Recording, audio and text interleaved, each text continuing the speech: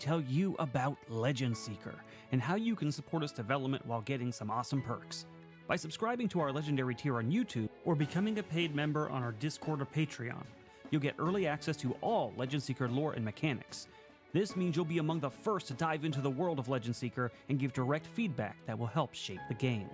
But that's not all.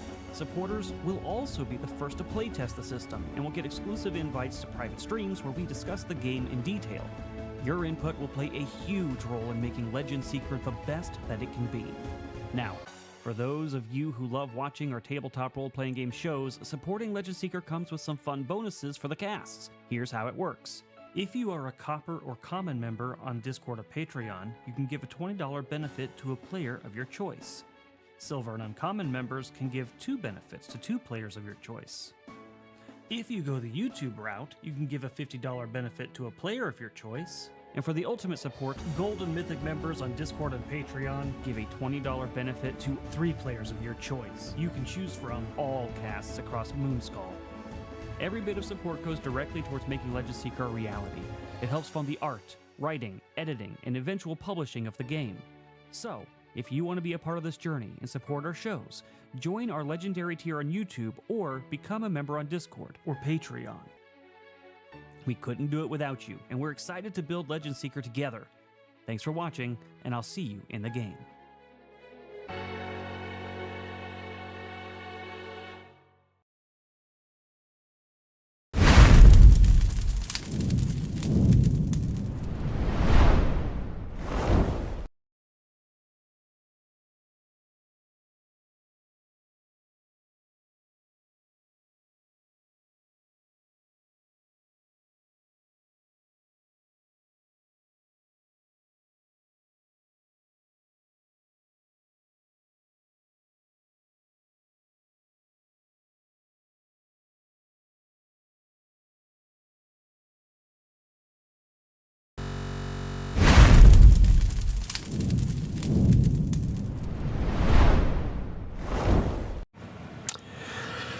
I've just been informed by our lawyers that kissy faces are indeed allowed. Breaking news.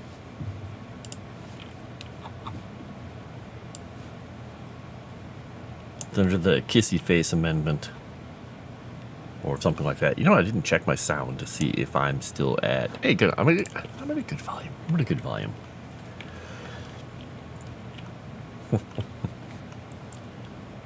Let's see. Dragon Noodle Soup is going to have to get thicker scales to deal with all the kissy faces.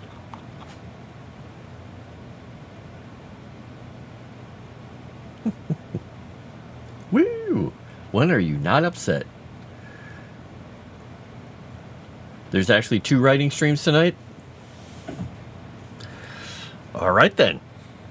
I'm doing this one.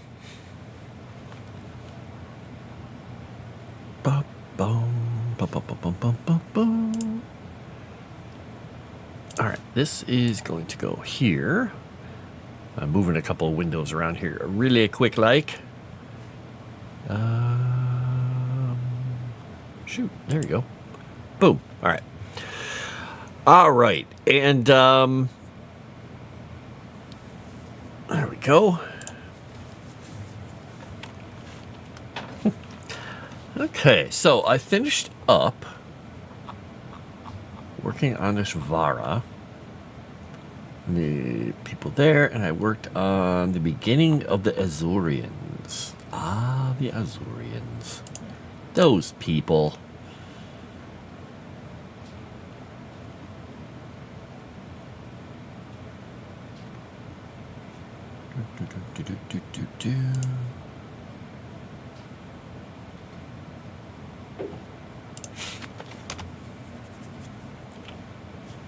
I do need to go back up to the top and look at one thing about them.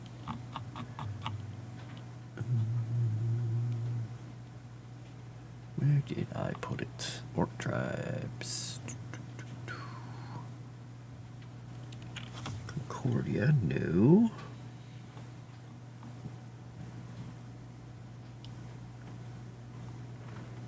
Oh, there it is. All right, so Oriel, Vulcan, Mordecai, and Orin. Okay.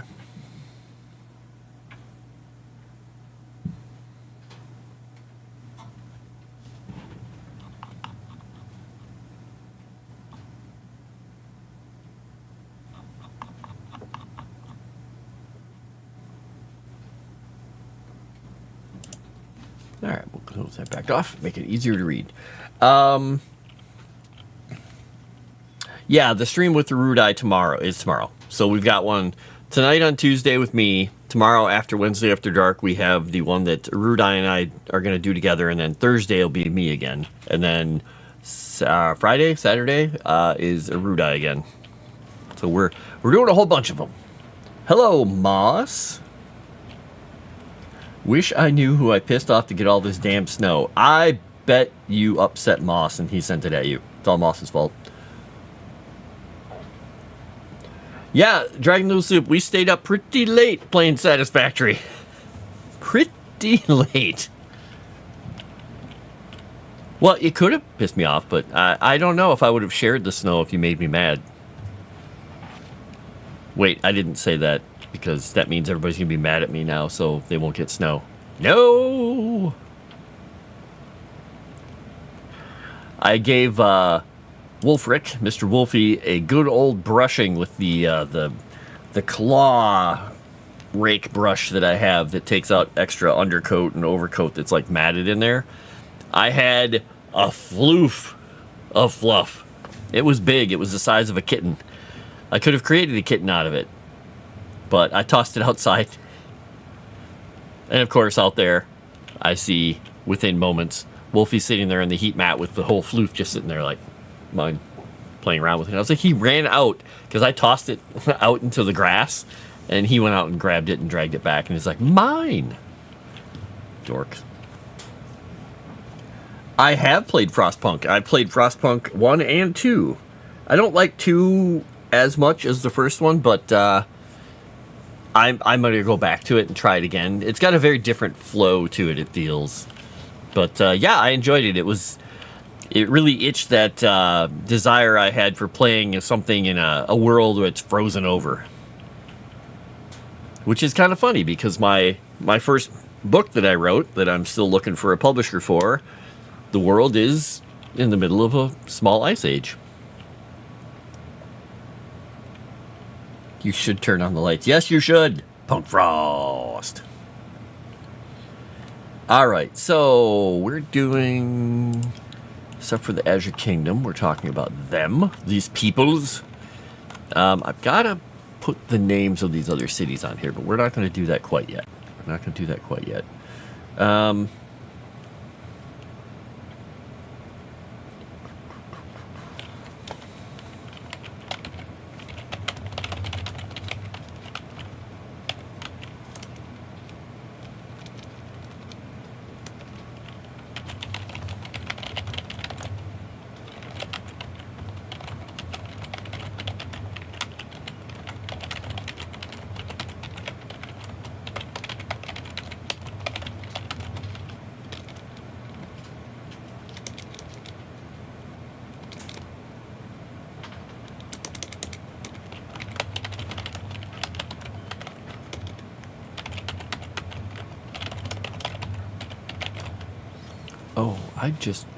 Wait, did I write this the same way? I just have to make sure I didn't write this the wrong way up there. Yeah, and the thing is, in there, they don't really give you a whole lot of choices that you like, which is kind of a fun way to run the game. They have places where they could have put some other choices, and they did that in the second one. They have, in Frostpunk 2, I can't remember if they did in the first one. I know they had some factions. It's the second one. Lots of factions, and there's votes, and you have to side with groups and vote and do whatever that the different kinds of groups want. Kind of extreme things, in fact. In the first one, you just make all the kids work all the time. You're fine. Okay, maybe that's a bad idea. Where was I at here? I was looking for the Azure Kingdom, because I wrote something in here.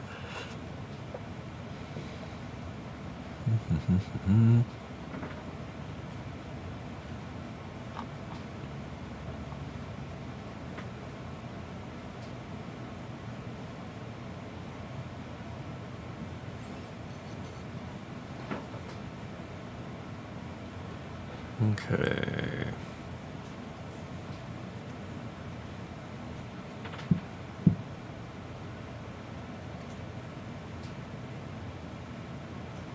Okay, there we go. All right, that's the info I wanted. Because I did rewrite this, and I was like, wait a minute.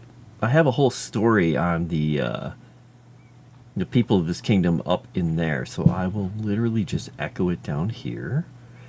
We don't want to go with the Dark Elves. No, no, no.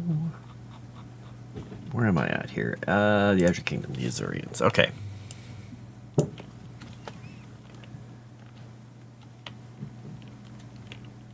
Thought you were British for a second. I don't know if the second one is better than the first. I haven't finished the second one. Maybe that's something. Maybe that'll tell you something. I don't know. It's got a different flow to it. It's a little brutal. And it's if you don't get certain things done at certain times, you're just dead.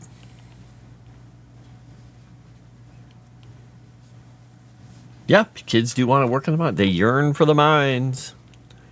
They yearn for the mines. Okay.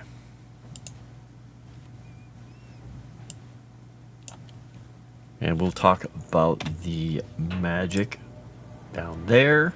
Right.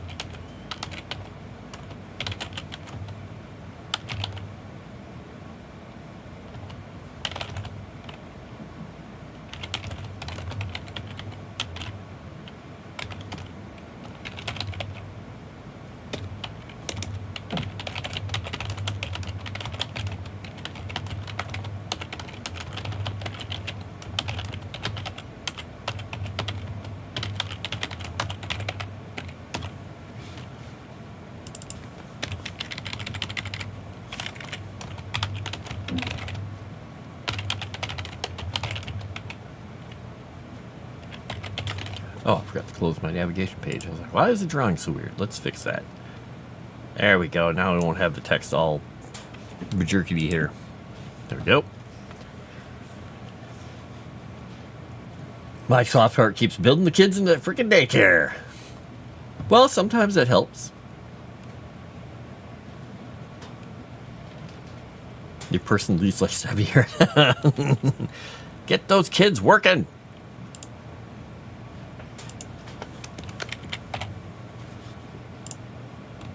Yeah, in the second one, you send out expeditions, but it's got a slightly different expedition style and setup for how you send things out, and you're not restricted to the circles and things because you're building things on the ruins of other things. In the second one, it just feels a little strange. I don't know. I'll probably go back and play it again because there's always something there that I enjoy. I like it. Flexible armors made from leather and other...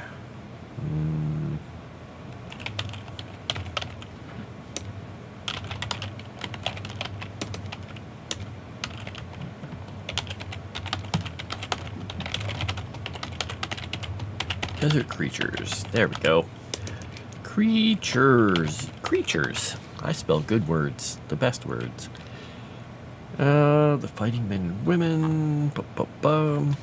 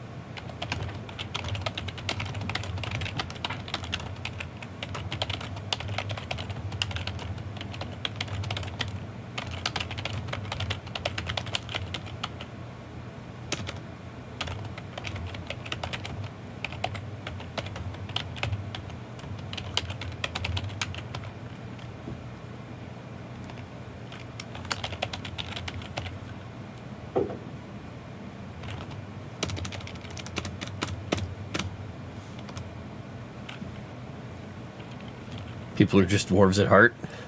I did play this War of Mine, but not for a long time. It was a long time ago when I played it.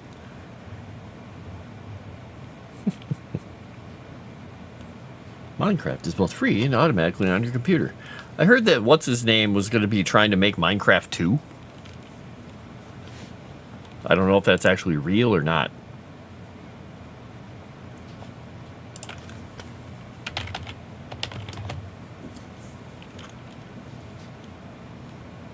All right, traditions. Boop.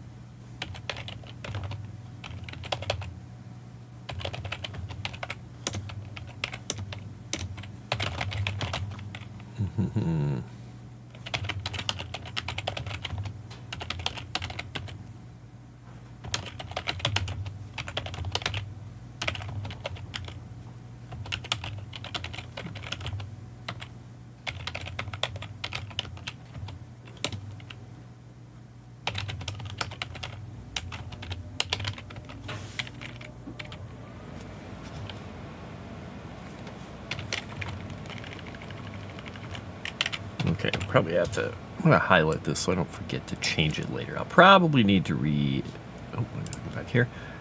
Rework that.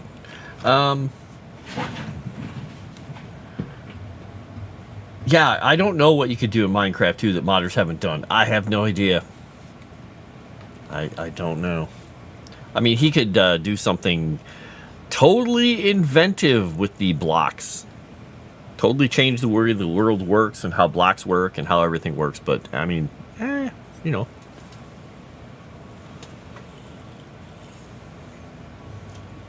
I don't know. He could set it in a different world. He could set completely different types of creatures. I don't know.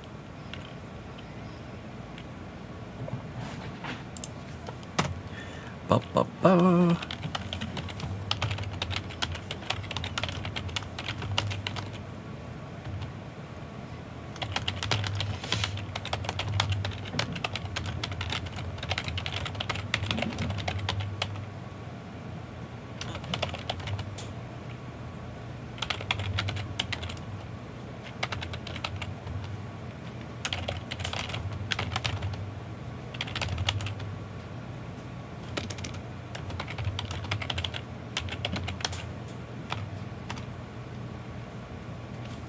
Oh, we'll say even. There we go.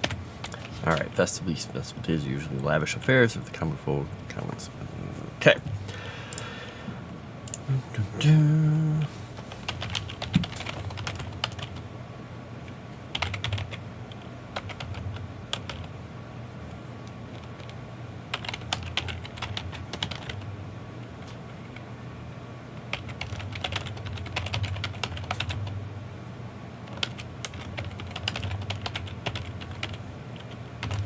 Let me go here once.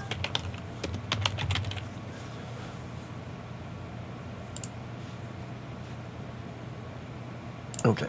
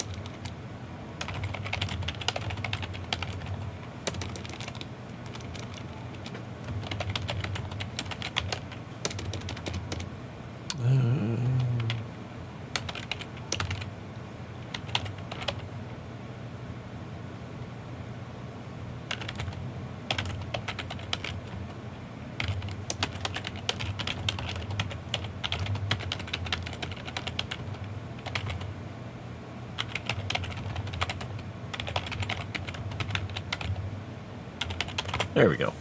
So slavery is a common practice on the fringes of Azurian society, but having indebted servants is a much more widely accepted practice. Many people in society are judged by how well they treat the servants, so their servitude is often bearable and much preferred to prison for minor offenses. So basically in this kingdom, if you're not in one of the bad places where all the thieves and cutthroats are, if you're in polite society and you do something to incur a debt or incur whatever, a rich person can buy that off and then you go serve them. So it's much preferable to an actual prison sentence.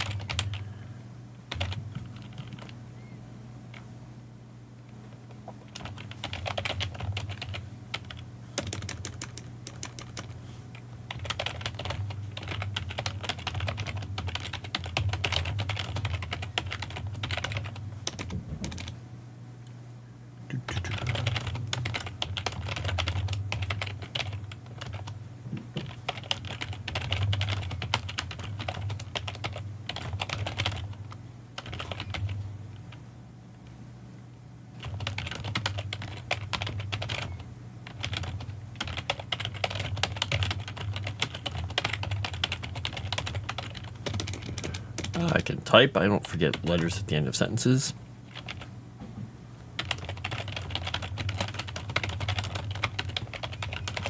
Alright. Azuria has a rather large standing army and a sizable navy, mainly focused on defending the border from the orcs in the north, guarding the pass of Kiru in the south, and patrolling the shipping lanes that connect them with the rest of the Godlands.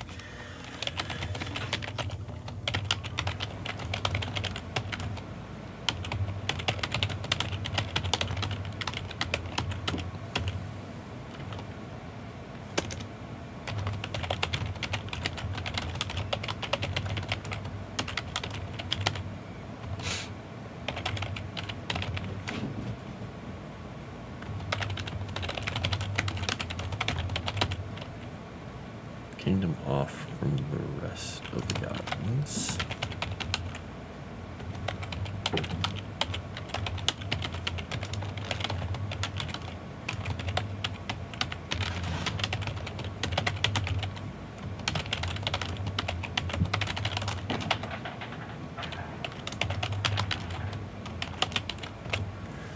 Oh, God Killer War is not Gog Killer War. God Killer War. God. It's not Gogs. They don't kill the Gogs. Alright. And what are we doing here? Let's see what we got here. Dun dun dun. New story for DLC for TWOM. And did you steal from the elderly couple from the quiet house? TWOM. I'm not sure what TWOM is. Valheim calls it Minecraft too. They probably use the Velociraptors. Now, I think any plant people that have the ability to move around could probably pollinate. All right, Kaio, you pick up those things and put them back down. Pick them up, put them back down. And that's exactly what Crescent said. Get out of my head, Crescent. Ahead of me before I said it. You hear clattering. There's no clattering. That's not cats running around like idiots upstairs. Nope. Nope. Oh, this war of mine. Okay. Oh, boy, I have no idea. I don't even remember the game, quite honestly, Shadow Warden. I remember I played it. That was about it. All right, I'm going to have the other part of my snack here. But don't worry, I won't destroy the channel. I'm no moss. I'm no moss. See, I take my banana and I break it up into little pieces. Banana.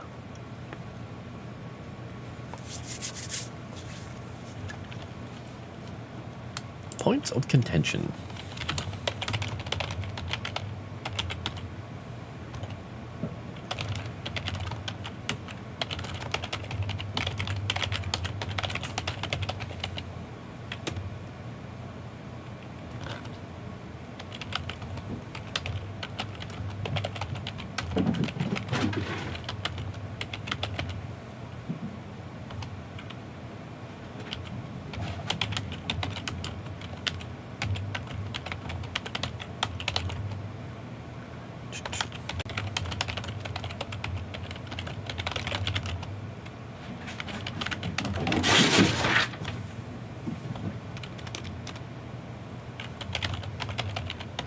And what they're sliding on up there is I have these little cardboard pads that are for scratching posts, and I just put them on the floor if they don't have, because their scratching post has a little spot to slide one in.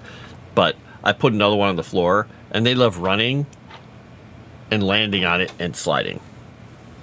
And then I got a box the other day. It was a big box that had an item in it that had padding on the side. It's got these 1/2 inch to 3/4 inch cardboard kind of waffle panels in it. They're really rigid, but they just have paper on the outside. I gave them one of those.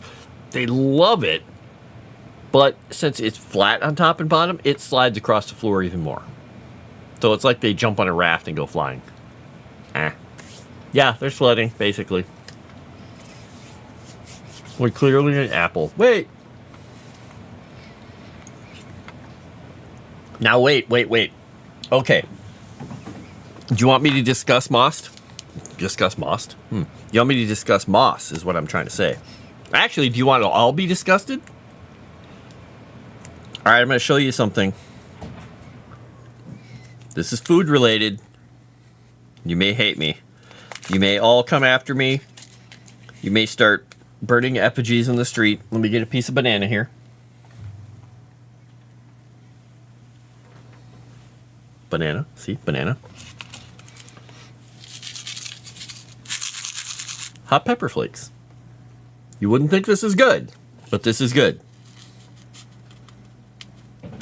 You put the hot pepper on the banana. Can you see that?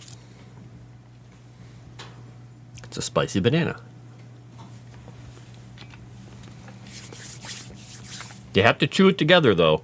Otherwise, you don't taste the hot pepper.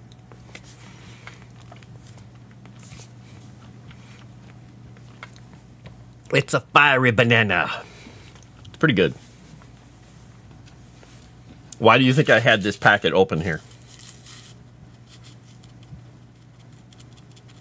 What's funny is I'm smiling because I can just feel the anger in the chat right now.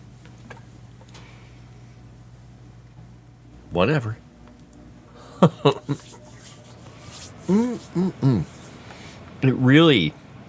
It brings out the flavor of the banana goes whoo up through your nose when you do this.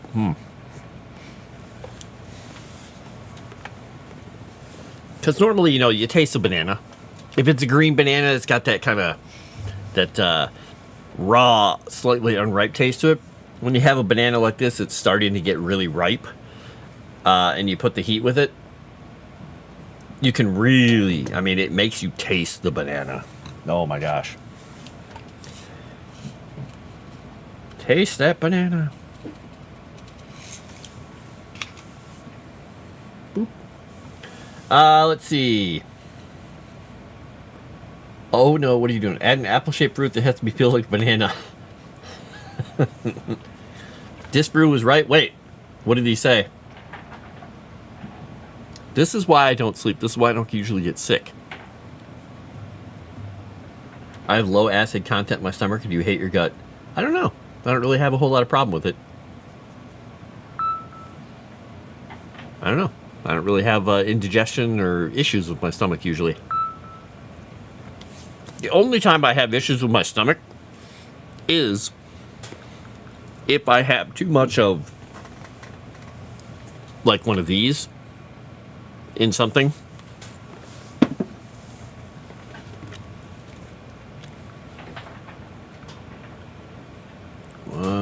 Okay. Spam text. That's all that was. Okay. A BP spam text. Thank you.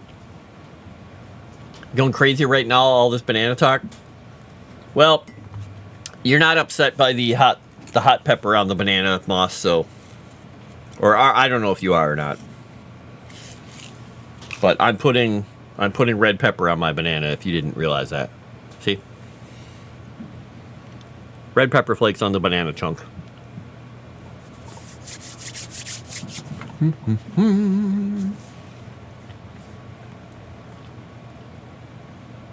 Spam. Whee! Hey, I eat the weirdest snacks in the world. I just like what I like when I like it.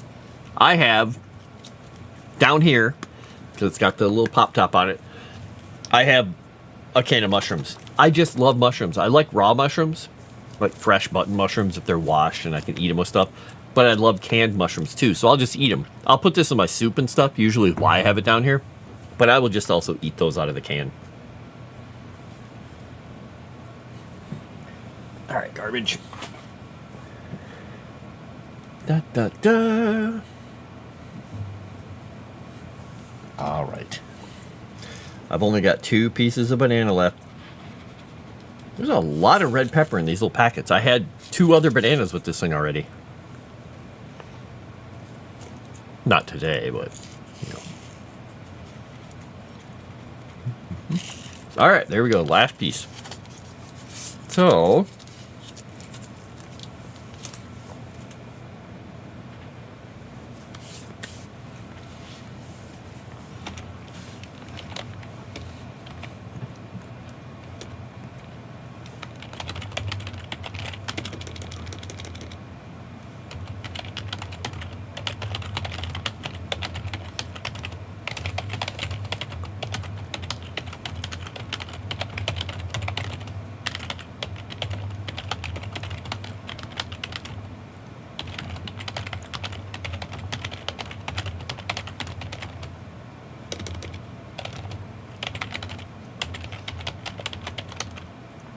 oops, more conflicts.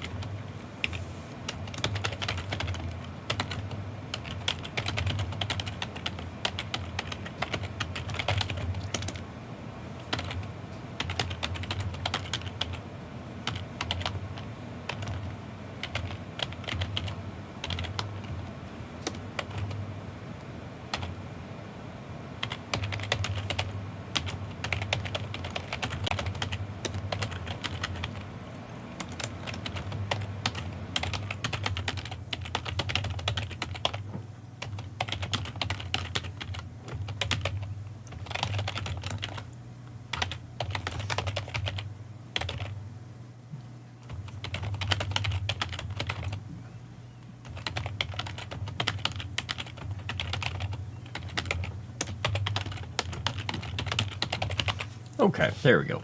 Oh, Azure Teaser. All right, since they love peace, they love peace. Dare he get Pop to try that? I dare he probably would. You dare him.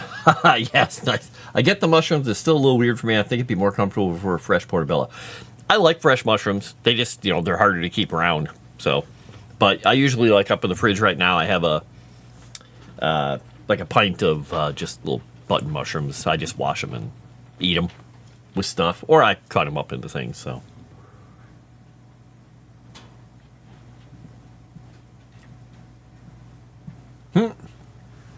people can be mad at anything, can't they? Views on magic.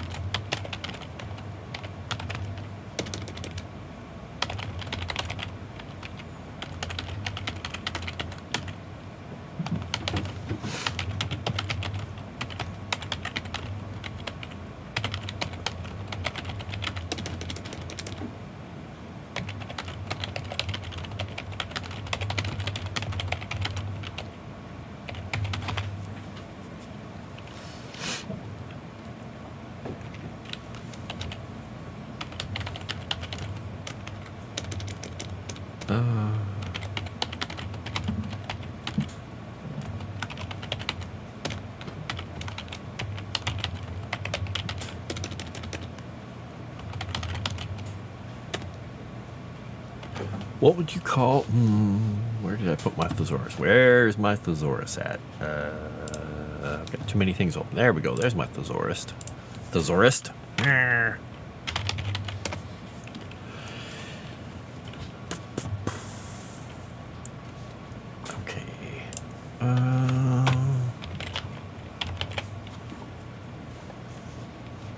Must be why you're such a fun guy. That's pretty funny.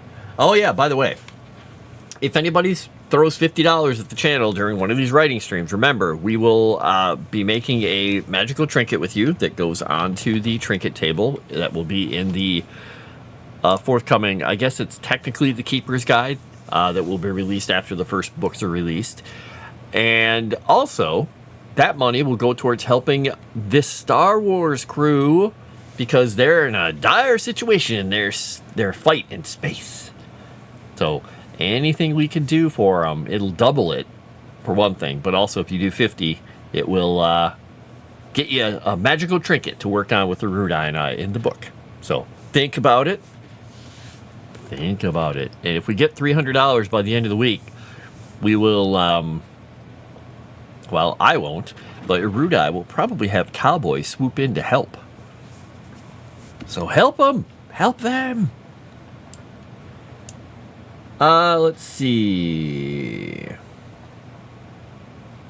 That stuff is stuff I will all defer to Erudai on Dragon Noodle Soup. Since I'm doing a little more of the lore, I will defer to him on all creature things because he's handling the creature ecology for the most part. Except for things that I come up with here.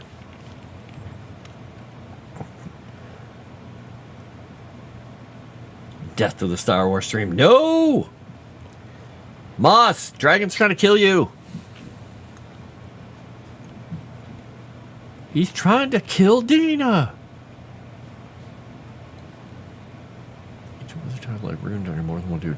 Oh, by the way, unrelated to all that, if anybody has recommendations for computer monitors, PC monitors that are, you know, good, like some widescreen ones that are a good size, that are not incredibly expensive. I don't need curved monitors or anything. I'm thinking about swapping out these 3 monitors and getting new ones because this one has got some dead pixel lines in it because I've had it for so many years. And they don't match, so they're slightly different heights. So when I drag things from screen to screen, it gets a little annoying because they go pop, pop, pop. So if anyone has any suggestions, throw them to me in DMs in Discord. Well, like I said, they don't need to be curved. They don't need to be like 4K. They don't need to be all the fancy stuff. I just need monitors that work. That's what they get for not having a Mandalorian on their team. Outside of narrative deaths, I think Moss is the only one who ever dies. They'll win the fight and Dina will just be floating in space. What happened? We don't know.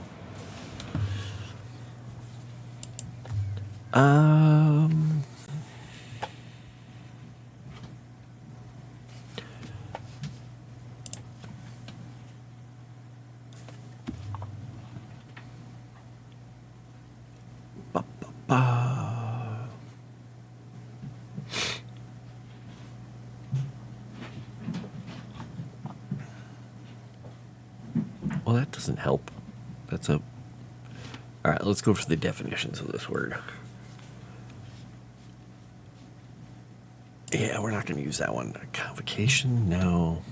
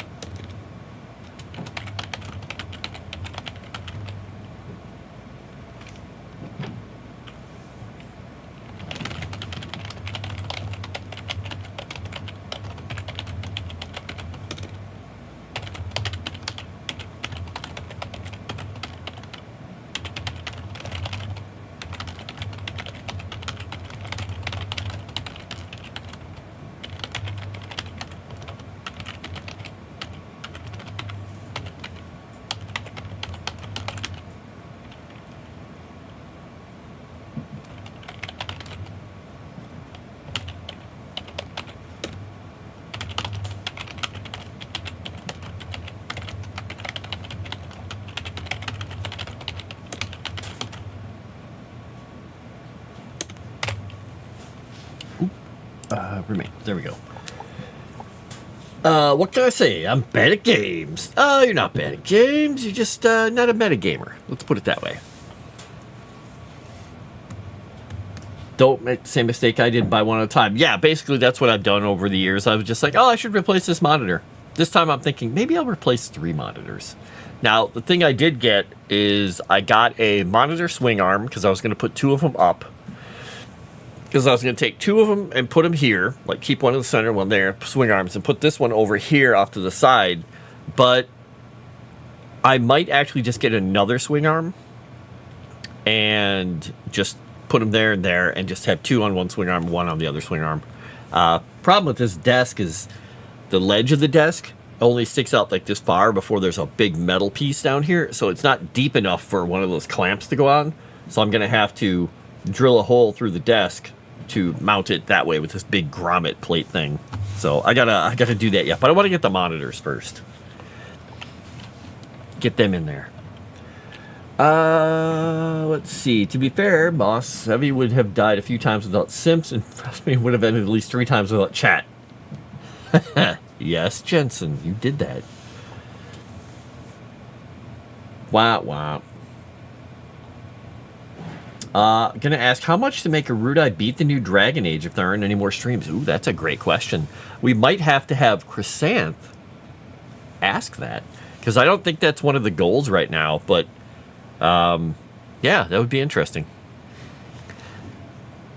But I mean, right now it's, if you do $50 on the writing stream, we'll add the trinket and we'll work on that, and that does go towards that $300 goal towards the end of the week to help save Ferris. I mean, save Dina.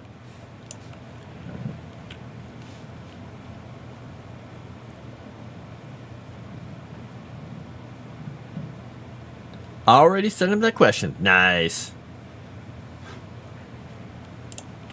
All right, so.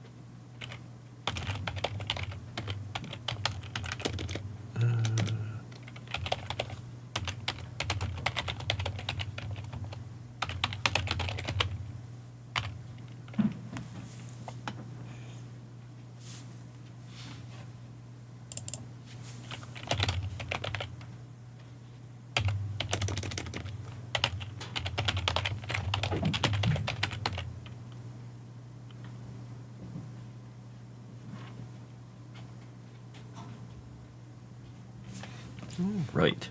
So yeah, if you ever want to go somewhere in this world where there are actual schools for the wizards, you'd be in the Azure Kingdom, because that's considered a very good profession. And in fact, I have to talk about in the martial preparedness, the readiness, they have a lot of magical warriors.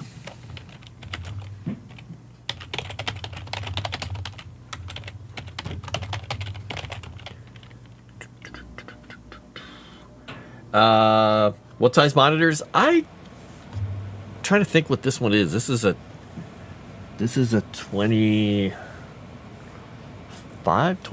inch. What is this? This is 27. I'm not even sure what size this monitor is right now. It won't tell me. Of course it won't tell me. Well, I can go look at when I bought it on Amazon. I think it was Amazon I bought it through. Maybe. Maybe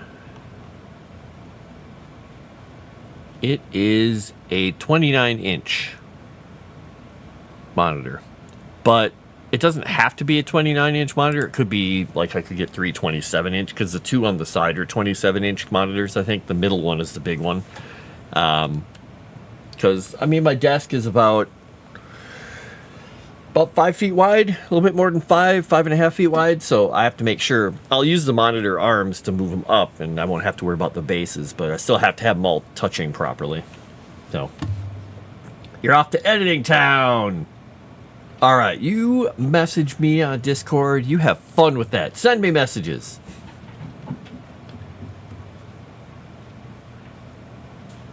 Oh yeah, the scrambling cats in the background. They're like, they've got to run their feet along the floor. If I had carpet up there, it wouldn't be such a big deal. They'd find purchase and they'd roll rolling and flying. But on the hardwood floors, they're like, gotta get my claws into it. Can't get my claws into it. Gotta run.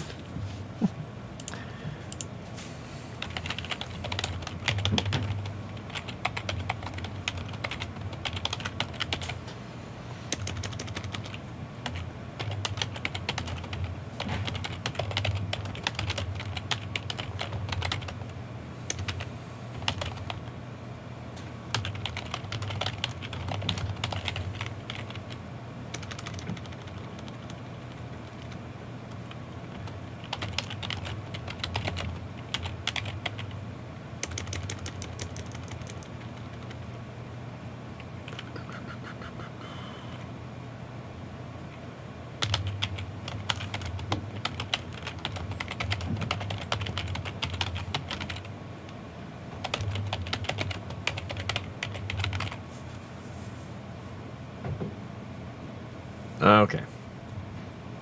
Message retracted. Hey, as long as the monitor works and I can see what I'm doing, I can always enlarge the font. I'm good. I can do it.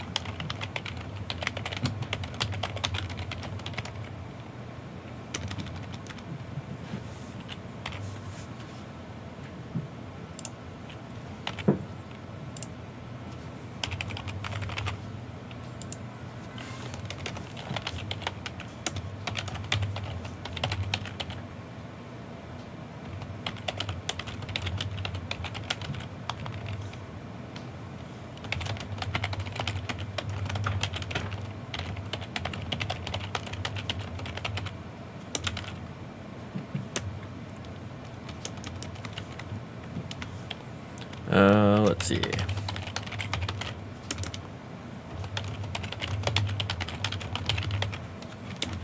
we go. Boom. Arudai is in voice chat. What?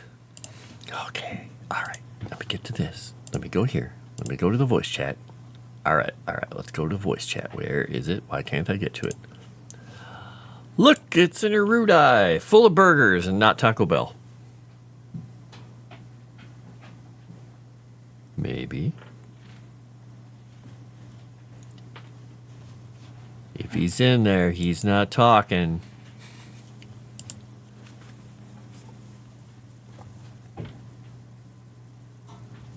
Ice him out.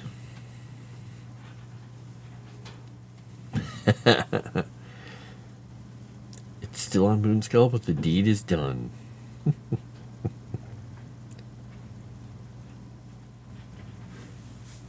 All right. Well, Sorry, I was responding to other things too. I'm just all over the place. I shouldn't have been listening to music, responding to Moss, and writing. I missed the root there. Hello, Cajun Corey. Are you there? If Arudai is in voice chat still, he's not talking to me. He doesn't like me. He says, "To hell with you." Oh, wait, there he is. Hello. Hi.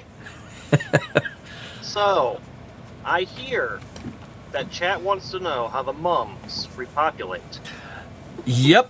Well, okay, let's be clear. It's one chat member specifically, but I think it's intrigued others. Yeah, well, you see, I know it's more than one person because Chrysanth came into my DMs really excited and said, "There's a really cool question in chat and I really want to know the answer." And I said, "Well, Chrysanth, fine. I wasn't going to hop into voice chat yet because I'm driving, but you know what? For you, I will go answer this question." Wow, I'm press X to doubt the origin of that, but let's hear it all. So first there's pollen preparation. As mums mature, both the male and the female develop specialized structures for reproduction. Male mums get vibrant pollen sacs near the base of their foliage, while female mums produce receptive stigma buds in their central blossoms. The pollen sacs develop a sweet, alluring aroma, and when the male mum is ready to reproduce, that's how he signals readiness to the nearby females. But then there's a dance, you see, because the mums, they're kind of in close proximity during their, we'll call it blooming season, and they engage in an elegant courtship display. Their petals unfurl in radiant patterns, and their vines and leaves sway, and there's a deeply cultural and playful exchange, usually towards the end of this. And then there's an exchanging of scents, and I don't mean like coins, I mean like their scents back and forth. They emit these complex pheromonal scents in a form of chemical language that both says their interest, what they're feeling, what their mood is.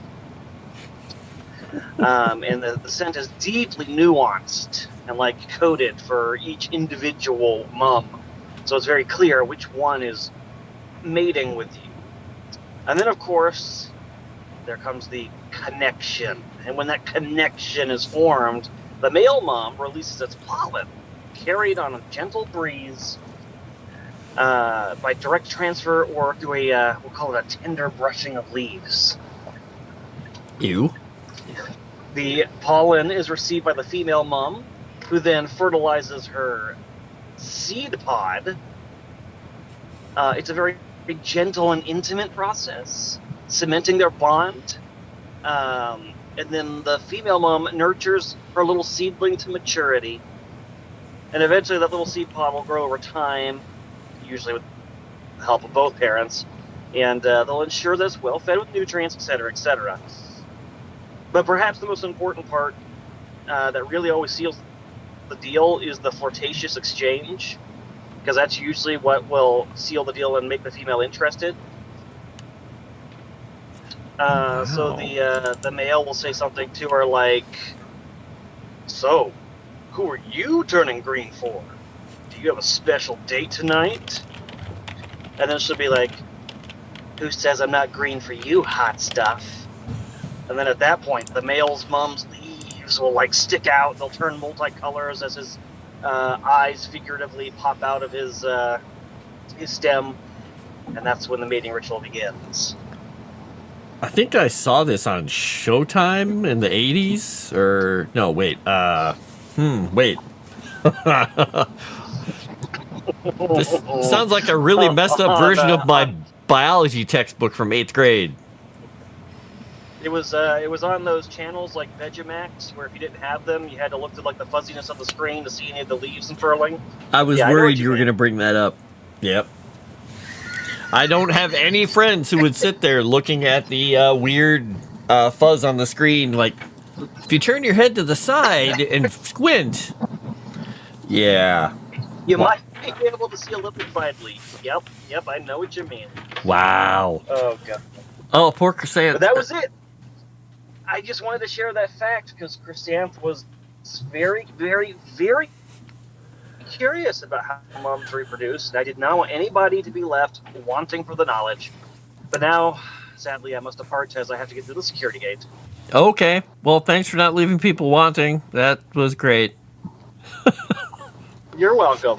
Bye. Have fun working.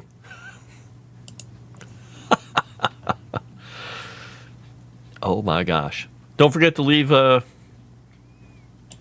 voice chat, Arudai.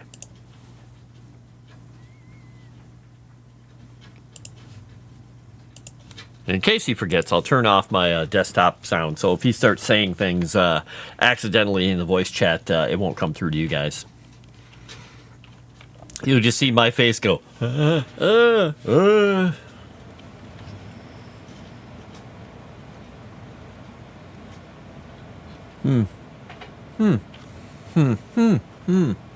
Hope nothing weird happened. Nope, eccentric. This eccentric, nothing weird happened at all. Everything is completely normal, and you didn't just miss hearing Erudai talking about plants and how they mate.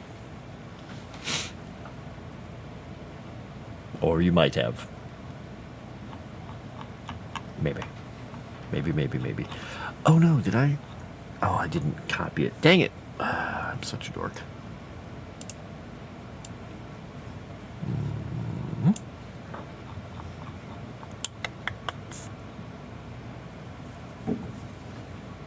Okay, I don't have to do that yet. All right. We're gonna go over the orc nomads.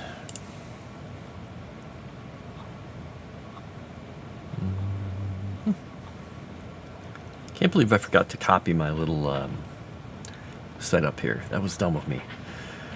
All right, well, I'll just do it again.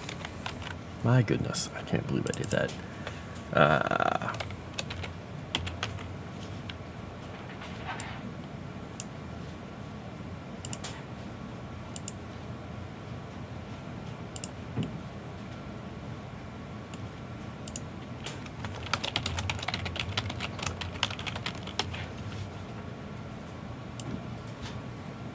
Okay, we can delete that. We will go with traditions. Oops. Martial readiness. Points of contention. Using magic.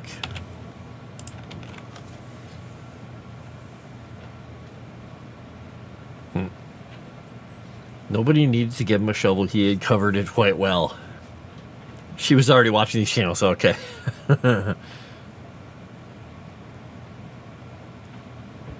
Hello, this eccentric.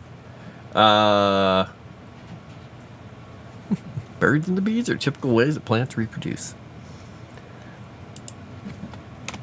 Alright, so if I go into this one...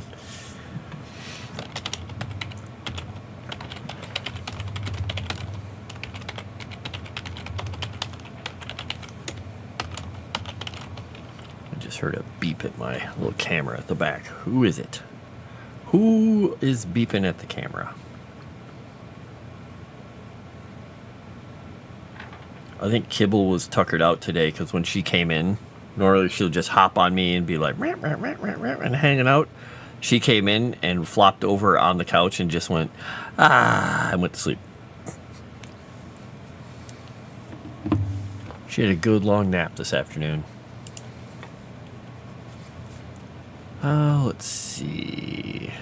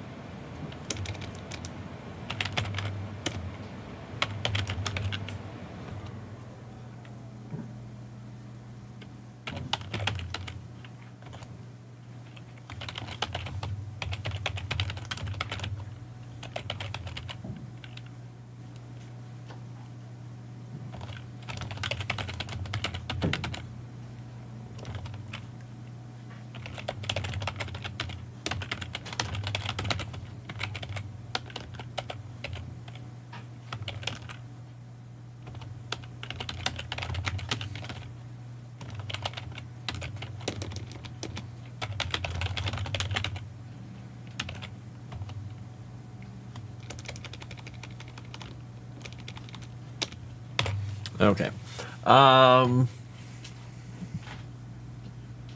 We could either crusade, so we would either have enough or just decide they'd be evil respectively. Self-defense, yes, self-defense.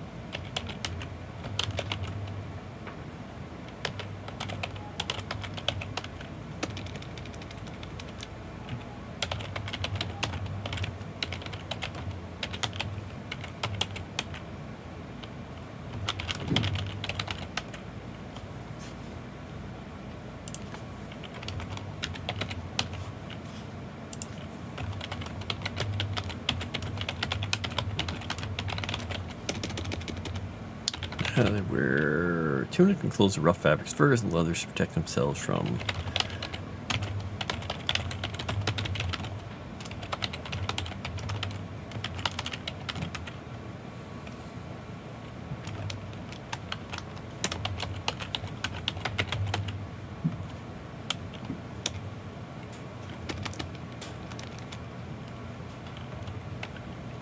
Bum, bum, bum.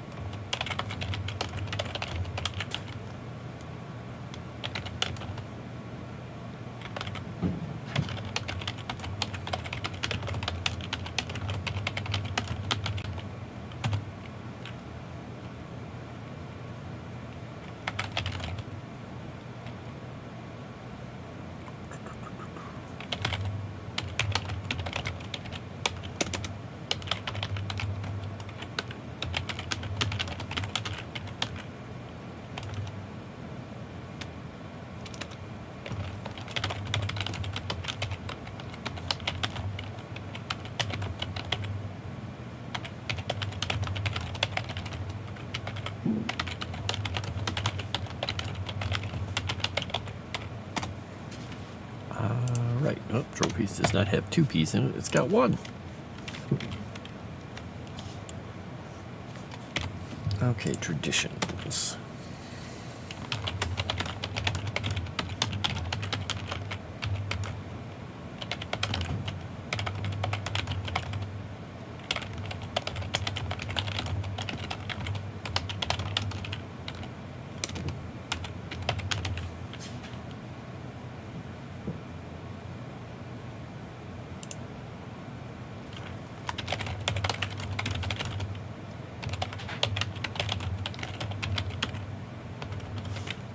Most of the nomadic tribes at the end of each season, those too old to continue on the trip back, we'll say too old,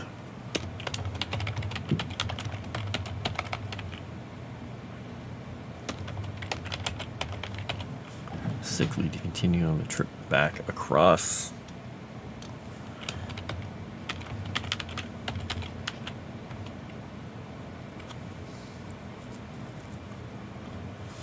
Oops, the wastes.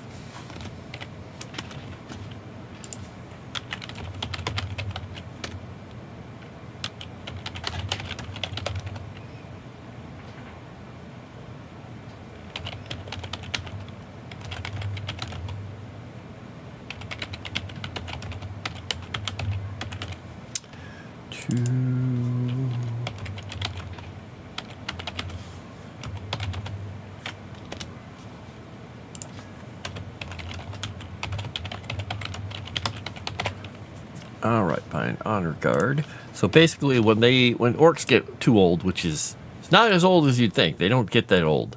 But when an orc gets old or weak or sickly, when they're traveling across their the northern wastes here, when they're wandering everywhere, when they get over to an area, they send them wherever they end their season. You know, up here, way over here, wherever they're at. They get an honor guard that takes the weak and the sickly to the edge of the expanse and leaves them there so they can go wander.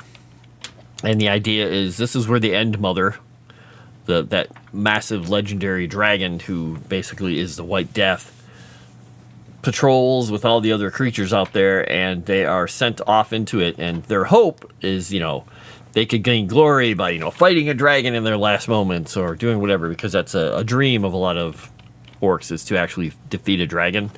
And they head off to go fight, and that's how they relieve the clans of the burden of them.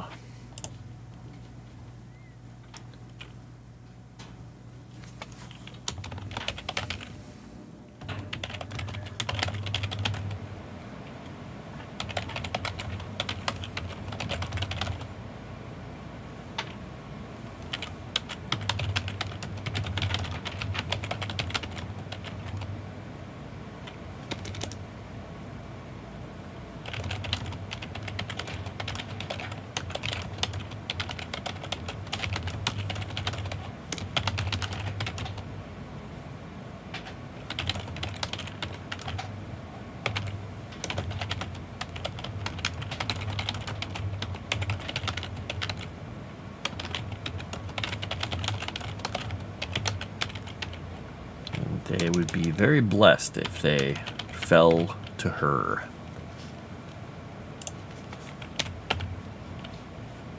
Everyone feel educated? Oh dear.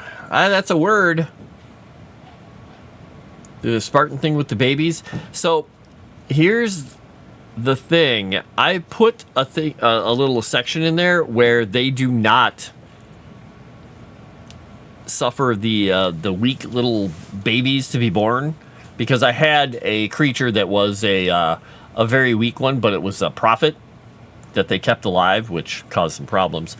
But I took all that out because I wasn't certain if that felt too weird.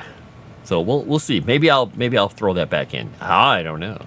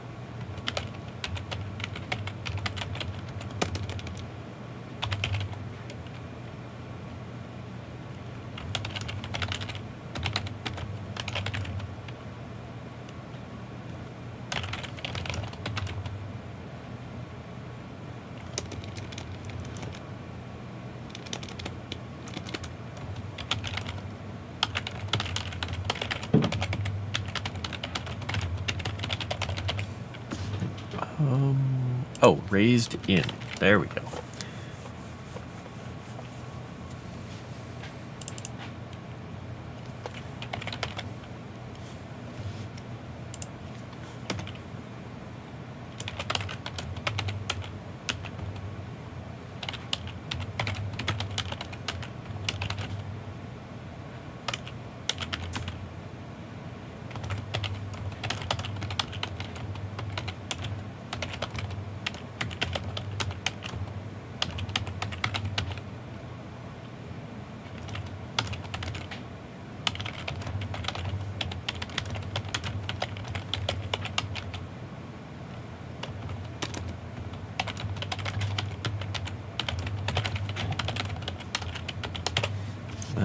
Two human. Okay. Orc.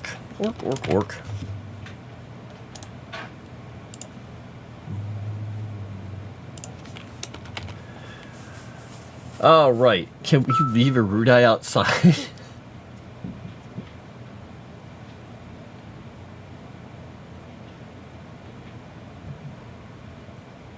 Spartans did a lot of things.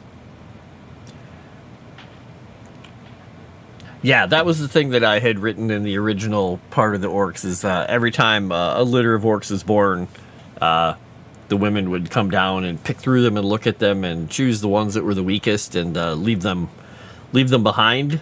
And if they could survive,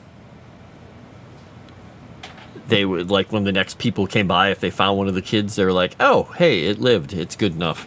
But then I was like, well, it doesn't make a whole lot of sense. So then I had it where they actually picked over them when they were born, and then if they didn't, it was pretty brutal. If they were like, yeah, this one's not gonna make it, they're like into the stew pot. I'm like, I don't know, are orcs cannibalistic? I don't know. So I took that out too.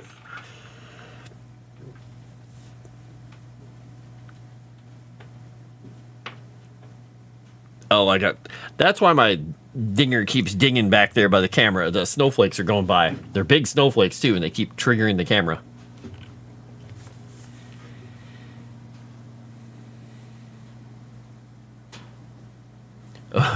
We make fun of Harunai, we don't want him dead. Jensen, both very much do. A litter of orcs. Oh, yeah. They're everywhere.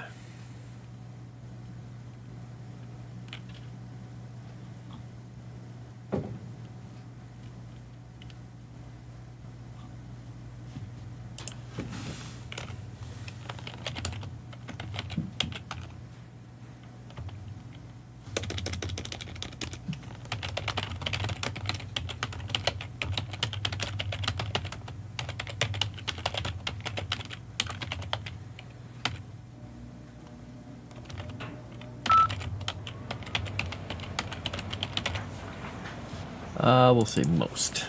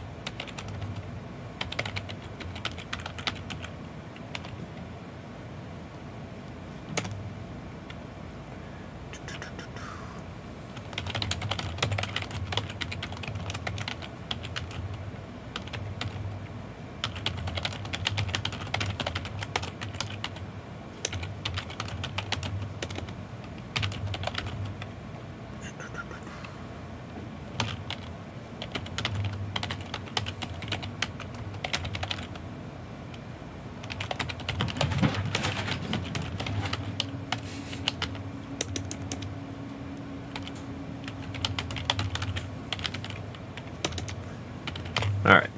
For the most part, the orcs die at the hands of the dwarves and the natural predators of the northern waste in equal measure. Alright. A litter of orcs is a good word for it. Perfect. Was that my computer fan? I don't know if you're hearing computer fan. You're probably hearing the cats going running around up there.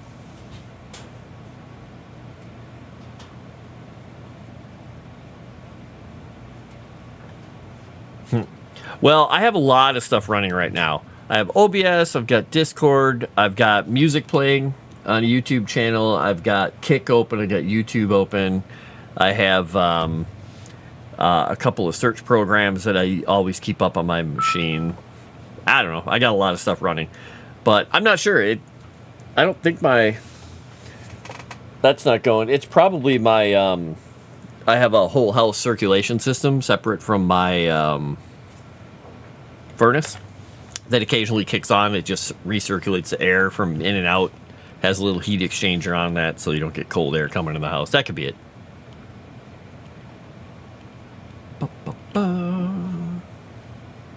Oh, they're nuts. Yeah, it has to do with it being so cold, I think, because normally they'll go out and run around, but the ones who don't like going outside when it's cold just run around inside.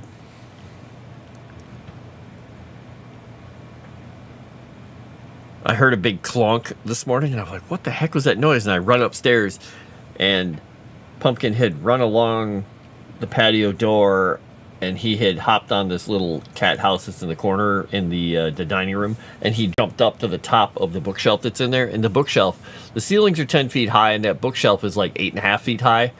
And he jumped from this thing down here up on top of it, and it's anchored to the wall, and it still went.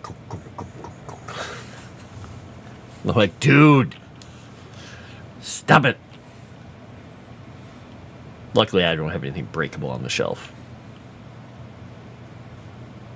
He's just sitting up there like whisking his little tail back, looking at me like down, like, what? Oh, I abused my computer. Oh yeah. It could have been the home thing, yeah. Shocker, the orange cat is insane. Yep. It's even worse when he and Graham both run around.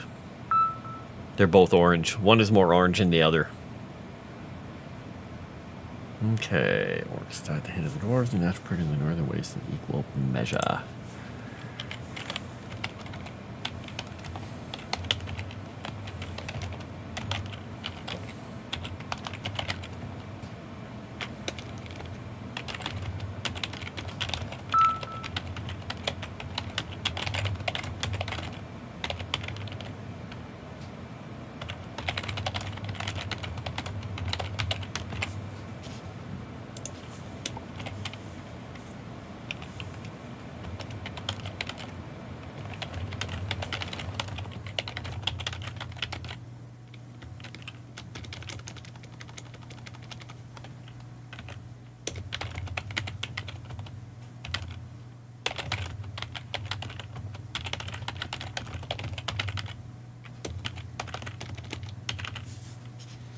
Oh my gosh, I can spell that word properly. There we go.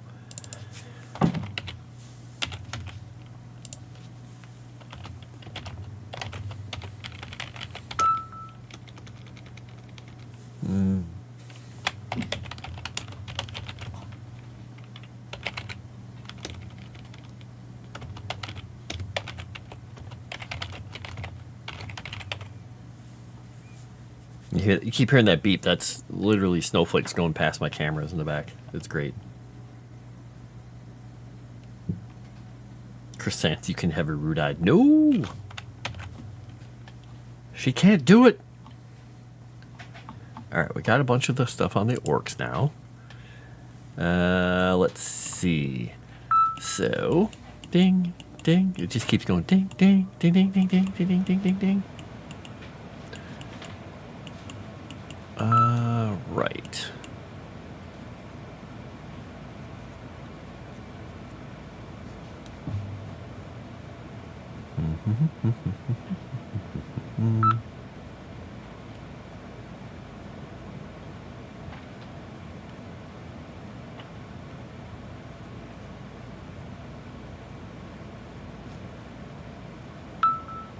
Ding, ding, ding, ding, ding, ding. I like how Dragon Noodle Soup and Barney are having a discussion. Yes, I'm reading a whole bunch of stuff all at once and doing all this stuff at once because I'm a dork. Are having a discussion about armor and stuff there. That's fun. Person detected. This is going to say, let me guess, it's a cat sitting in front of the camera. Nope. Well, who is that? Who is that? I see eyes. Oh, I see somebody looking. Is that a possum? I think I got a possum out here. Oh, nope. It's the little cat that I'm calling Caramel out here. He's a little white cat that's kind of got some like little butterscotchy colors on him. And I don't know whose cat he is. He's just wandering around. He just comes up occasionally to see what's up. You can see him. I don't know if you can actually see this here. You can see him moving around out there. Maybe. Tilting. No. It's really hard to see. It's a little hard to see him, but yeah, he'll come over. He'll check things out. He'll wander on by. I'll go out and he'll just look at me like, "Don't kill me." I'm just like, "Come here, buddy." He's just like, "Nope." He nopes off into the woods down that way.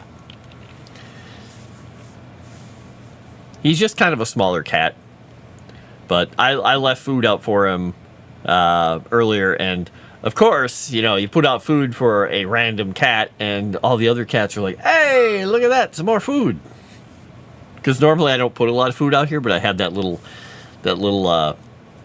paper plate out there. I'm like, well, I'll use that to put it down there. So, Yeti cat. Yeti cat. Meow. Possum in our neighborhood, they're good to have. They eat bugs. Oh, yeah. We have more than one possum here, and I have a lot of raccoons. And many squirrels. Too many squirrels, in fact.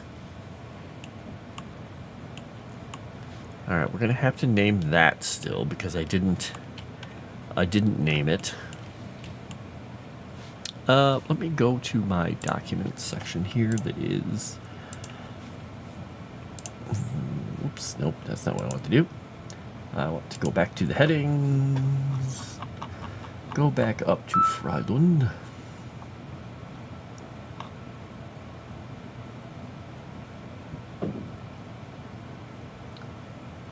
Okay, so it's fall. There we go.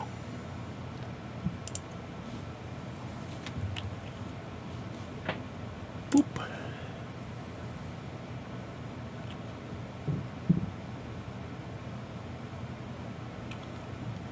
All right, did I have...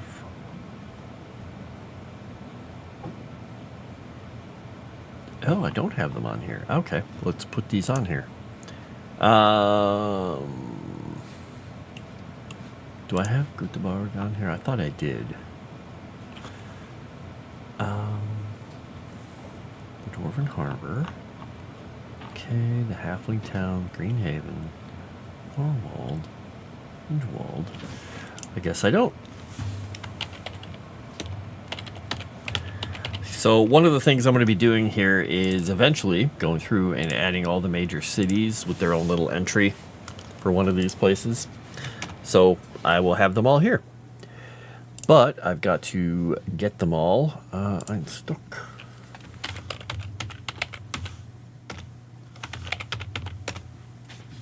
Oh, why did that?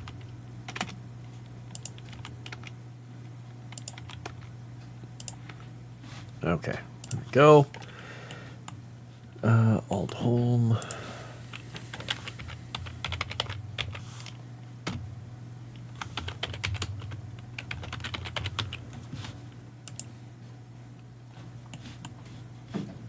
Barga. Dunhafen.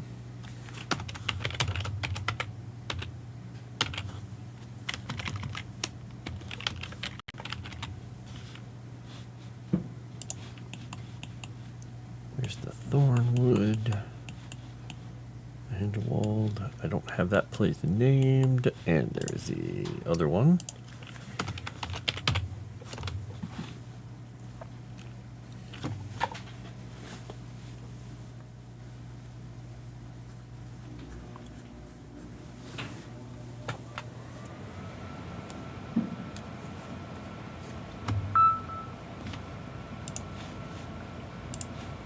Where did I put it?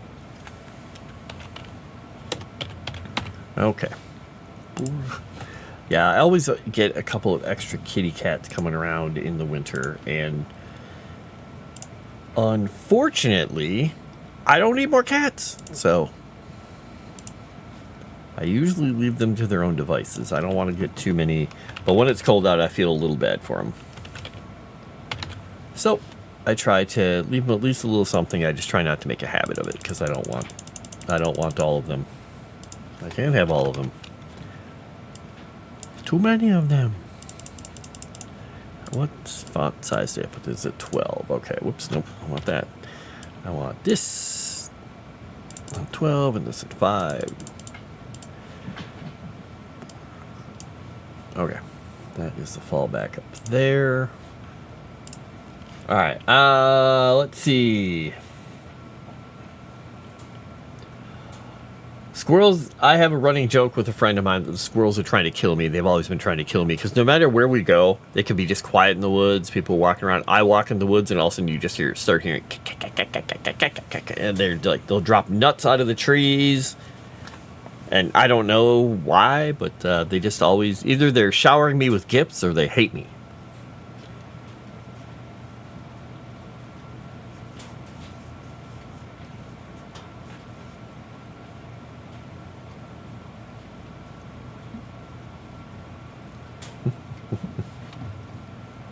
You can make stew out of squirrels, yeah?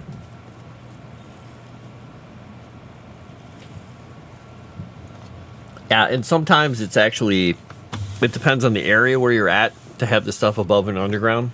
Because when, you know, it freezes, you have to get things below the frost line. Like, I know in the UK, often they have those hydrants for fire hydrants that are underground. You have to move the plate off and they have to pop the thing up and pump it up to get it up to the ground level. Here we have our, most of the time, unless you're like way down south, they just have them just sitting there and you just turn them on and they go. There's wet ones and dry ones. Here, way up in the upper north part, is there's the part that sticks above the ground. Then there's the pipe that goes down below, and it has a special valve that's well below the frost line. So it keeps the water down there at, you know, whatever, 50 degrees so it doesn't freeze. And then you have to flood the thing and open it up. Unlike in the warmer states where the water is wet and it's just sitting there waiting. So with utilities, the same thing. We have a lot of stuff that has to be at a very specific depth or above that depth. So it's a lot of fun. And in the winter, it makes it kind of challenging to deal with that stuff because, well, it's stuck in the frozen ground. They even have in the colder areas when they go to do funerals at places, because they do occasionally do funerals in the winter. They have a big metal thing they put on the ground that heats the ground up. It's this huge oven top thing that heats the ground up so they can actually dig the grave. Pretty crazy. Wow, squirrels chew through the wiring in your car engine twice in 1 year. Wow.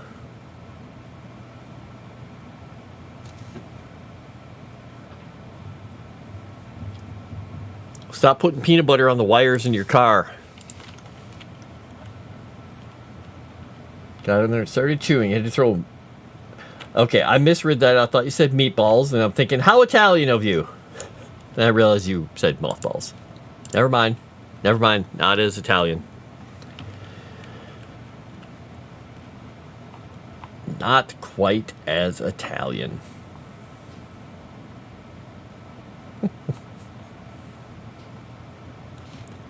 Alright, so that's the name of all those.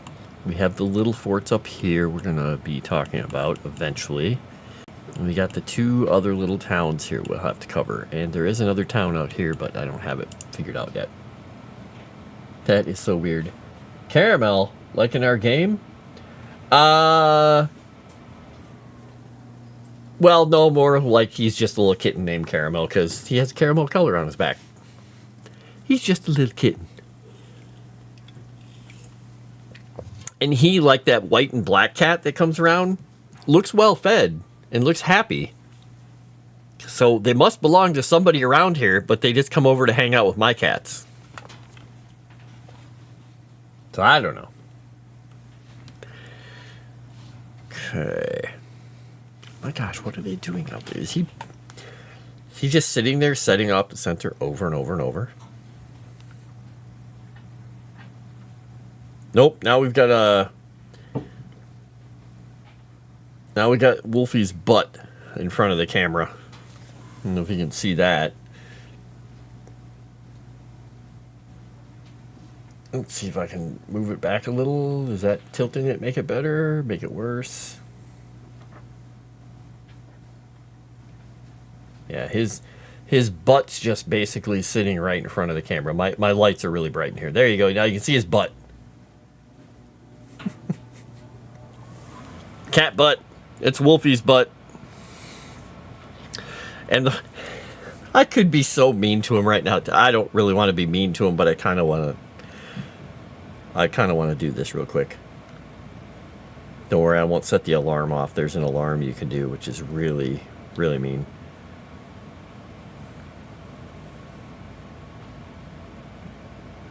All right, let's see if we can get it focused in on his butt.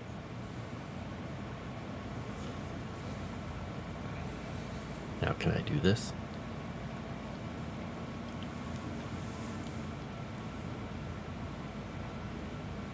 Wolfie. Wolfie.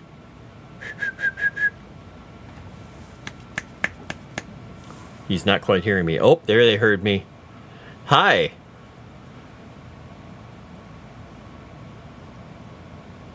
Hello. All right, let's try it again. I got the microphone. Oh, there we go. Camera's microphone recommended. Okay, good. Got it. All right. Oh, now his brother just stepped in front of the camera and blocked it.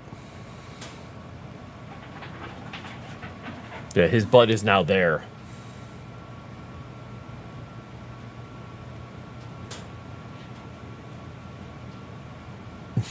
Now his butt is right on it. But I'll do this. Oop.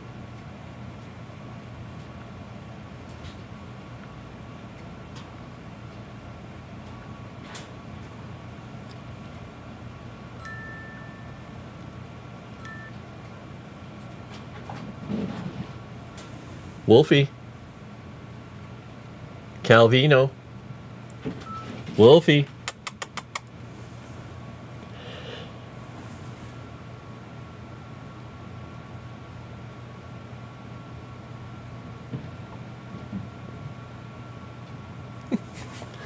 Now they're very excited. They're like, oh, he's talking to us. Dorks. I did that the other day when that raccoon was out there. And I was like, hey, Vito, get out of here. And he's just like, and then just kind of turned and went, I better leave. I hear that guy. They're fun. All right. Anyway, we're putting some more of these CDs in here. I've got like 20 some minutes left here.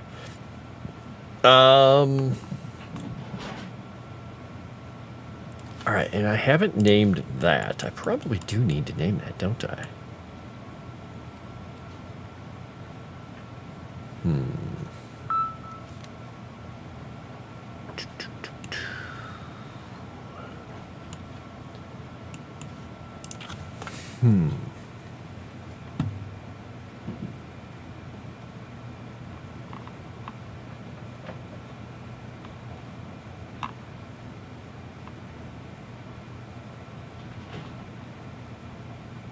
Forgot I didn't name this place.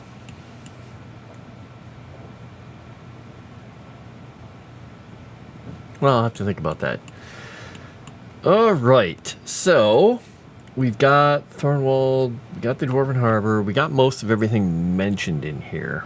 And the Halfling Town.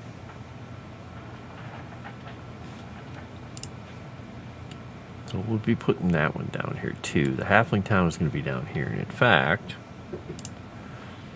let's go here.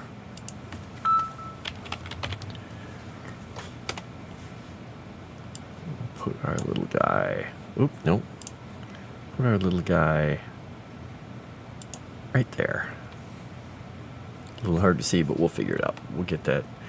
We'll get that replaced and moved. We just want to get it close to this position where it needs to be. All right, we're going to move it up. And we're going to take this hill and move it up there. I'm going to take this hill and move it over there. Move this little guy down. All right, there we go.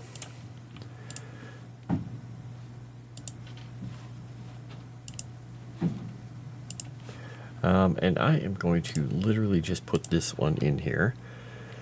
13, 12.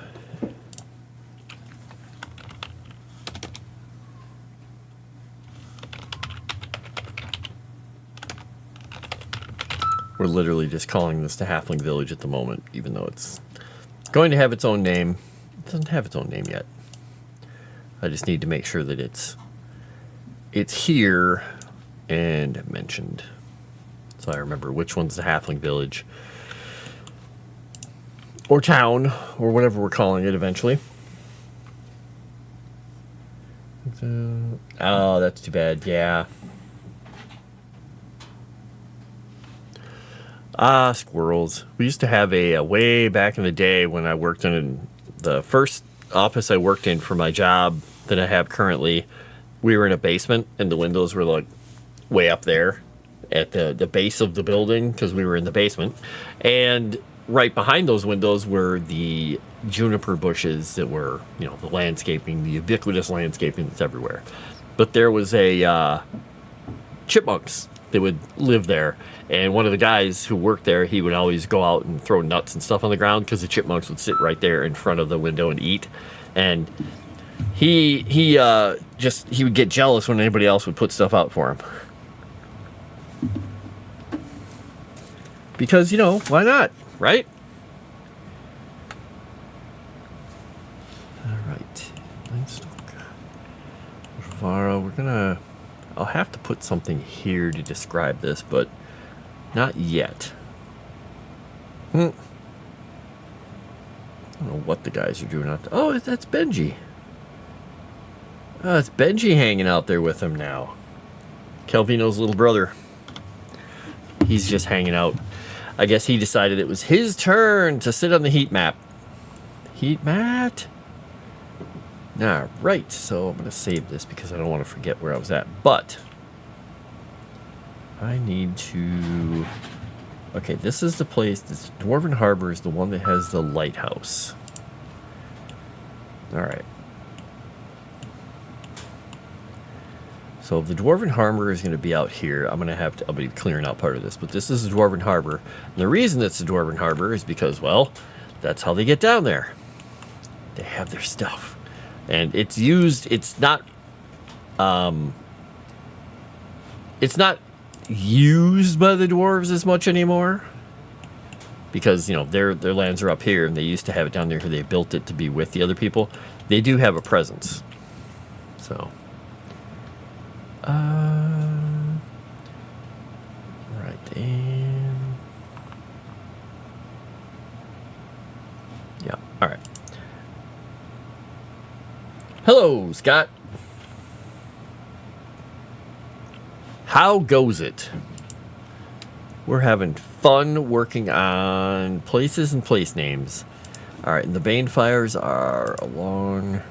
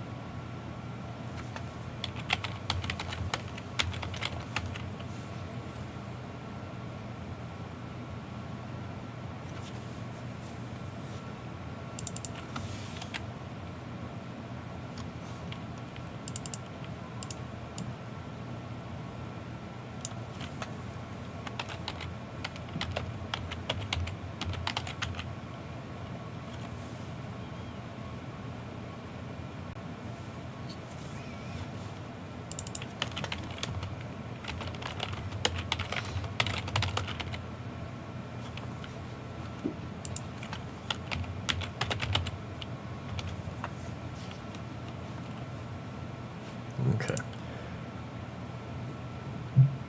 Yeah, nobody's helping Star Wars cast. I'm sad. You people, you want everybody in the Star Wars group to die. Nobody's helping. So sad. You too could help a Star Wars cast member for $50 and get a magical trinket that you get to work on with the Rude Iron Eye into the Keeper's Tome when it comes out. And if you give $50 towards that $300 goal, I believe it. All the things, since they're through Streamlabs, if you give through Streamlabs, they are doubled. So you give them 2 Force tokens for the price of 1, or 2 Farseeing tokens, or whatever all the things are that you can buy. All right, this is that area. Yeah, I will be painting that out eventually, because this kind of got messed up in here when I put the fresh water in there. All right, that works. You gave 200. What do you mean no one? Really? You gave 200 towards that goal already, Jensen? Woo! Well, nobody did it specifically on this stream. How about that? How about that? There we go. Where are the people helping Erudai? Oh, I don't know. I don't know if you want to help Erudai. He might tell us more stories about how plants mate. That'd be horrifying.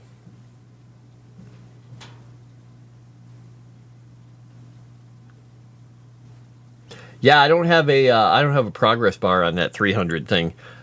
Well, people, we're only if Jensen already gave 200 towards that. Is it a 300 goal that we're 200 towards right now?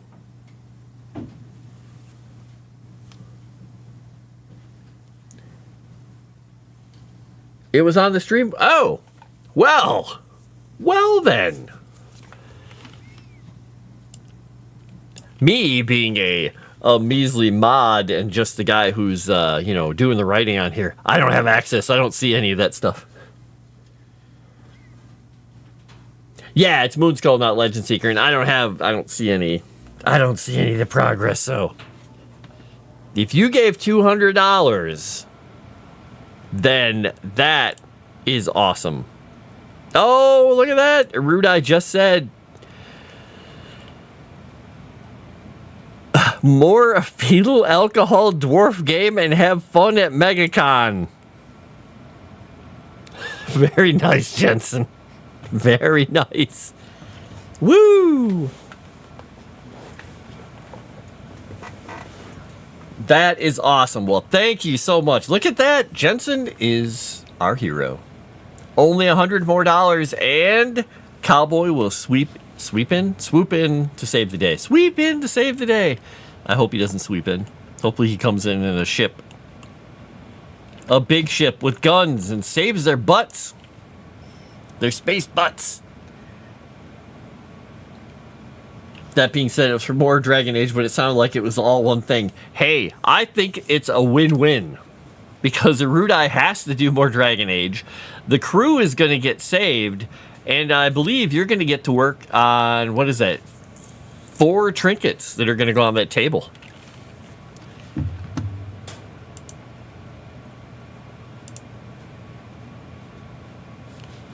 Love it. Chrysant's version of the plant would be I'm not even going to say that. Nope. It's been a little weird since you guys switched to this to a different place. Yeah. Trying to keep everything separate for, I think for, what do you call it? Copyright and the brand and all that is very important. Legally. Okay, so.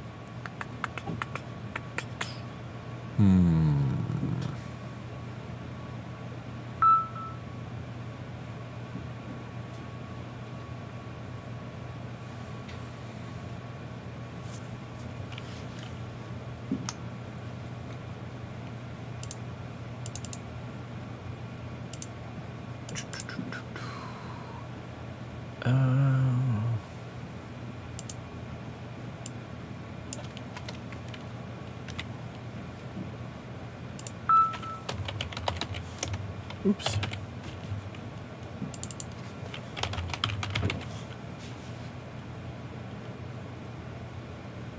Okay, we'll put it that way. I just found a typo in one of my sentences here. Yeah.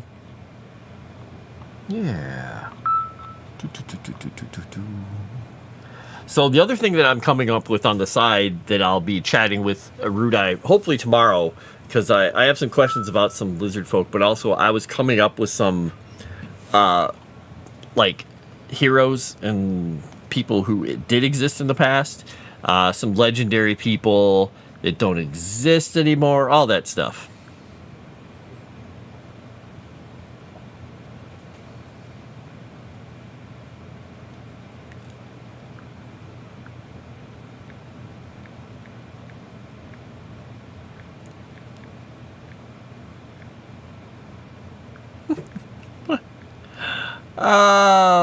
My best friend just sent me a thing. She's like, for your writing stream, and it's a little picture. It says, how to write good. 1. Avoid alliteration, always. 2. Prepositions are not words to end sentences with. 3. Avoid cliches like the plague, they're old hat. 4. Comparisons are as bad as cliches. Number 5. Be more or less specific. 6. Writers should never generalize. 7. Be consistent, and 7 is spelled out instead of a number 7.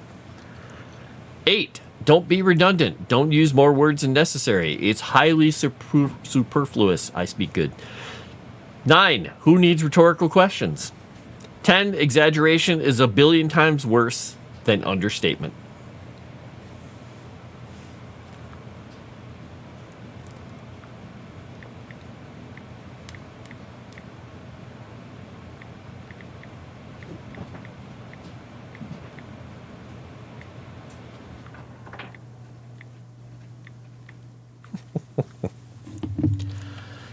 Yep. I am for Sevi turning Sith, but saving the rest of the crew. And your plan ends there. The dent side. Ah, yes. The dent side. Alright, so I can probably... Well, I'm not going to remove these things yet, but I will. That's sound writing advice? I'm now a better writer. Yeah, some of that was useful-ish. Useful-ish.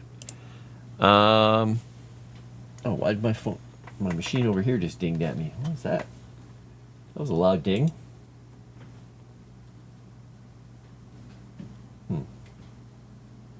Okay. I don't know what that was. It sounded important. Oh no, Dave, no.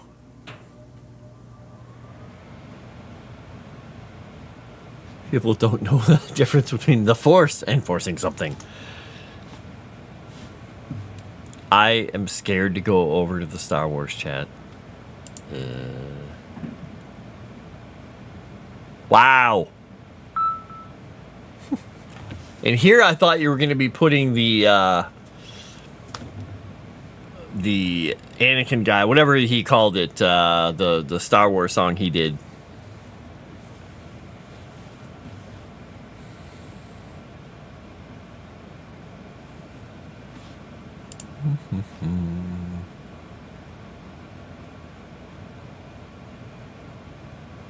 All right. I think, did I put this in here? Untouched by manner. Oh,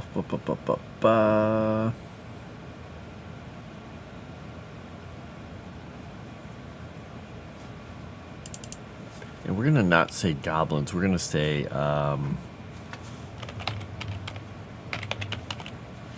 oops. There we go. So in the Hinderwald here, it's rumored that there is a dragon that lives in this wood, and it's served by, because there's a great set of hills in there, it's served by a group of kobolds. Oh wait, no, that's not in the Hinderwald. That's in the Thornwood. Never mind. Wait, what did I have? I thought it. Oh, dude, I thought I had. What did I have in the Hinderwald? I thought I had something in the Hinderwald. Did I not? Alright, I accidentally scrolled, and now I gotta find where I was here. Heartgrove, Medenford, the Stargazing Towers. That's Kiru, Mount Silverbond. The Hinderwald, there we go. Oh, I don't have anything. Okay, I have nothing in here for the Hinderwald. That's why I can't remember the thing. Okay. Never mind, never mind. Ignore me. The Thornwald is where the dragon is. Or supposedly there's a dragon. You don't know there's a dragon there. It's just rumors. Totally rumors. You don't know that. You don't know that you can go there and kill a dragon and get its treasure. Nope.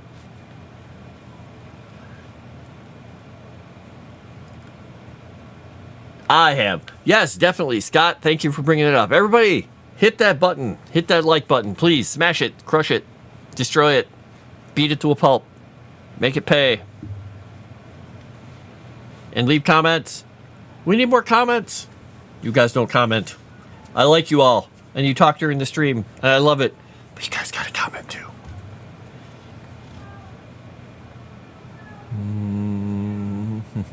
Okay. All right, I'm going to save this here. The goblins. Boop. Boop. Goes the window. There we go. Nobody knows about the weak dragon you can kill at level 2. Exactly. He's got dragon polio, and he can't walk very well, and he's kind of blind, and he's he can't get to the bank, so his all his money's just sitting there. He's just kind of waiting to die. You know, perfect storm scenario for a low-level party. Row. Yes, there are rows. Occasionally, lately, when Max is inside, because Max is so talkative, when he comes inside when it's cold, he just meows. When he's up, he's meowing. He's worse than when Pearl was down here that time, when you guys got to see Pearl wandering around, where she just goes, meow, meow, meow, meow. He's worse, because he's louder. Ew. Ew, Dave. Ew. Quick level up bait. There you go. Murdering sick elderly dragons. Well, he's trying to die. He's trying to figure it out. He just put out the word that, oh no, I'm so vulnerable.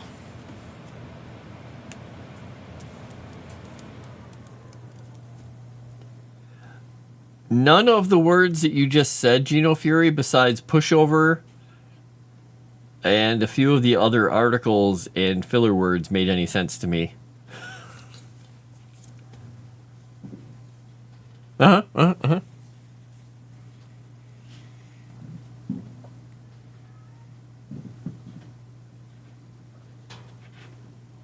Could you try that again with some sensible Western words?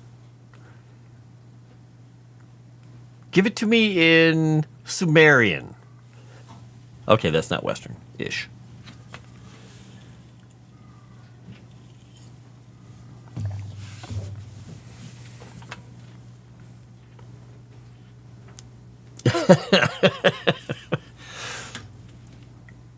Anime related. Ew. Ew. I love the reactions I get from so many people when I go ew to anime, because it's so integral to so many people's lives who are younger than me. I've had some people snap their heads like, my God, is he serious? One person likened it to walking into church and being like the Kurgan. Happy Halloween, ladies! To the nuns. Like, well, I guess I'm the Kurgan then.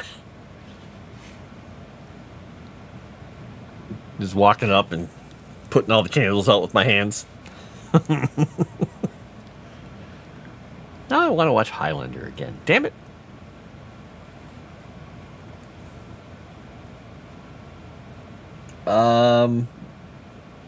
Low-hanging fruit. All names for Naruto. Oh.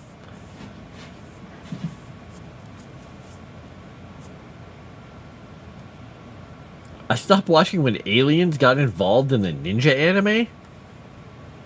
Oh, wow. Okay. What? I'm not part of a nerd channel. This is totally high, sophisticated culture. Right? No? Maybe? Maybe not. Bungo Stray Dogs! That sounds disturbing.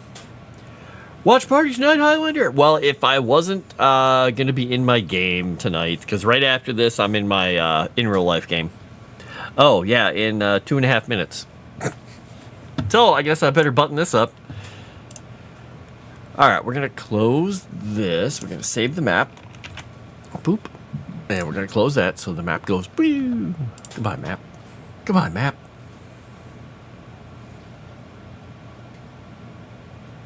Oh yeah, live, die, repeat, edge of tomorrow.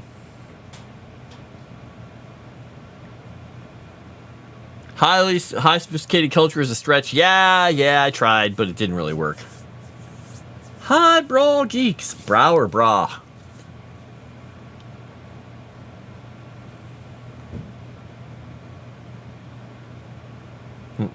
You know what I did just watch recently is Lethal Weapon, because I enjoyed, everybody talking about Christmassy stuff, and I had to watch Lethal Weapon.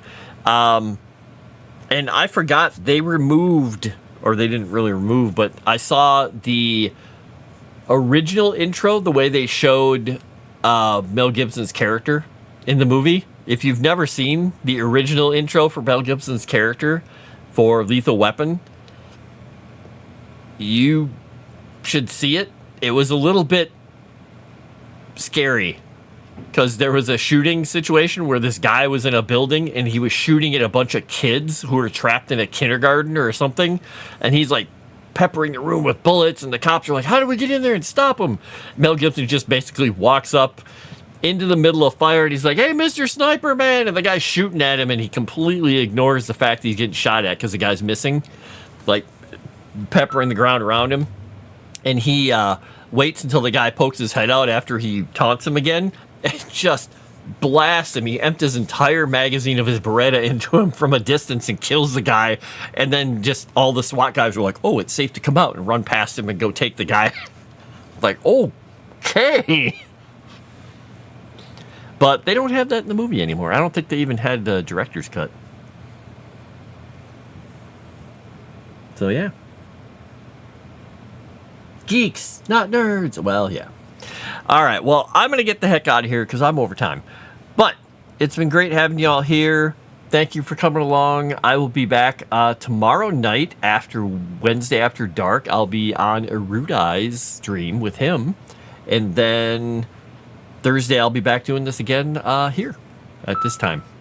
So, cool. All right. I'm going to get out of here. I will talk to you all later. Have a great night. Please like, comment, and send me all your hate mail on DMs in Discord. Or send it all to Crescent. Either way. Whichever works. I'll talk to y'all later.